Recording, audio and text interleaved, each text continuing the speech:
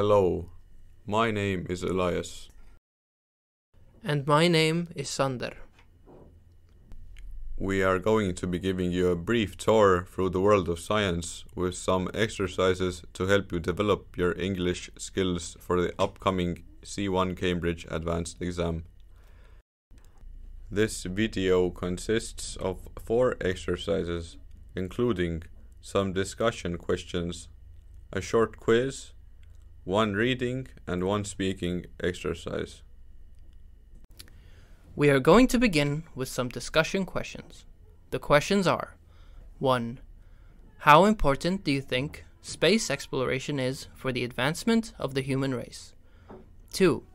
Which do you think is more important, helping the lives of the current population or improving the lives of future generations? Why? 3.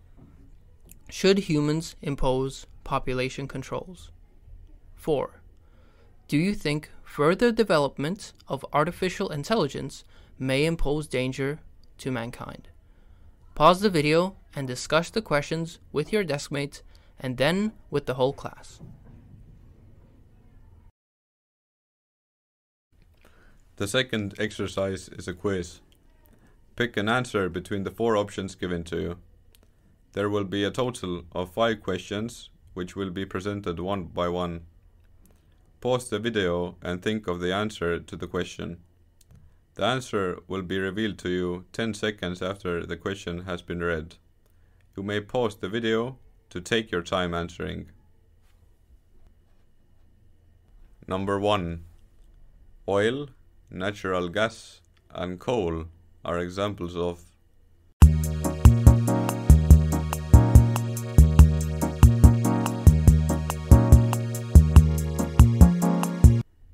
The right answer is D. Number 2. Which of these is a major concern about the overuse of antibiotics?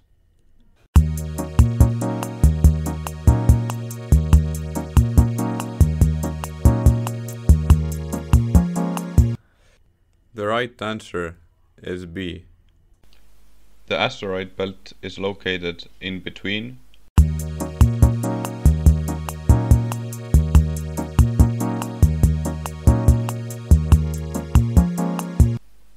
The right answer is A. Which of these is not a driver of muscle hypertrophy?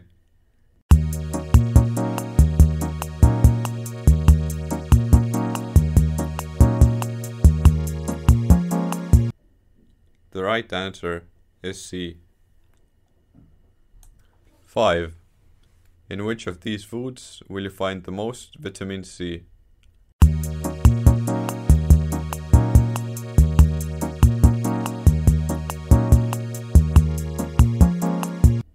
The right answer is A. The third one is a listening exercise. You will hear part of an interview with the Canadian film director James Cameron. He is talking about the engineering behind the deep-sea submersible Deep Sea Challenger before his exploration mission to the Challenger Deep.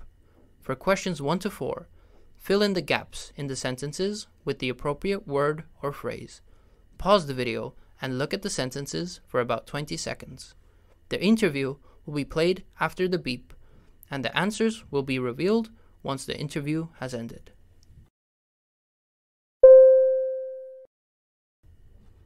You pioneered the use of syntactic foam as a structural material.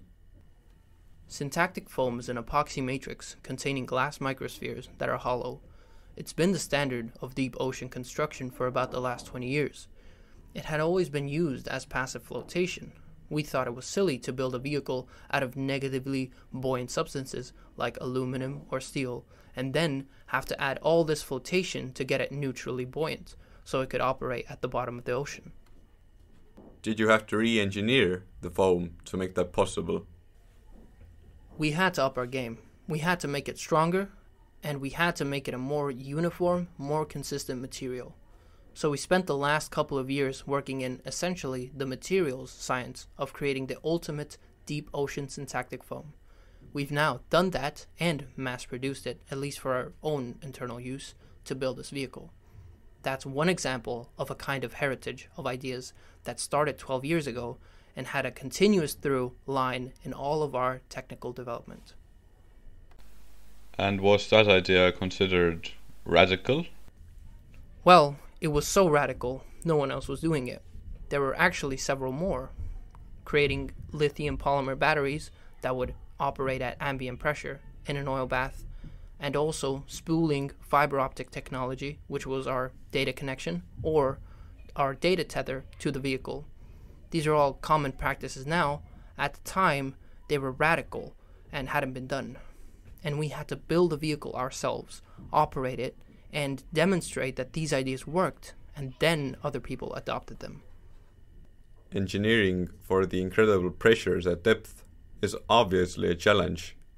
Anything you design, whether it's a viewport or an optical front port for a camera system, or a penetrator that allows electrical signals or power to move back and forth across the pressure boundary, has to be designed to withstand 16,000 psi. We have 6 different pressure chambers, all in operation around the clock, pressure testing every single component that goes into the sub. Now the answers will be revealed. The correct phrase for the first sentence is negatively buoyant. The second answer is a couple of years. The correct answer for the third gap is lithium polymer. And finally, the correct amount for the last gap is 16,000.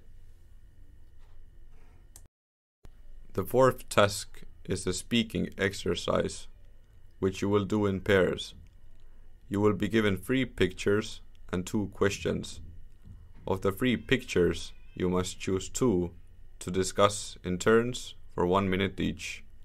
The questions are: what might these people do with the knowledge they have acquired from their observations?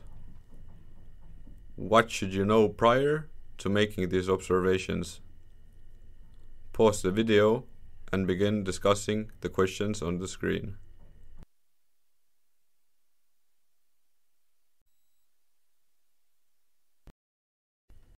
Thank you for following along and watching the video. We dearly hope you enjoyed it and hope you learned a thing or two that might be useful for the CAE exam. Make sure you keep studying and you'll definitely achieve a satisfactory result. That's all from us. Have a good rest of your day.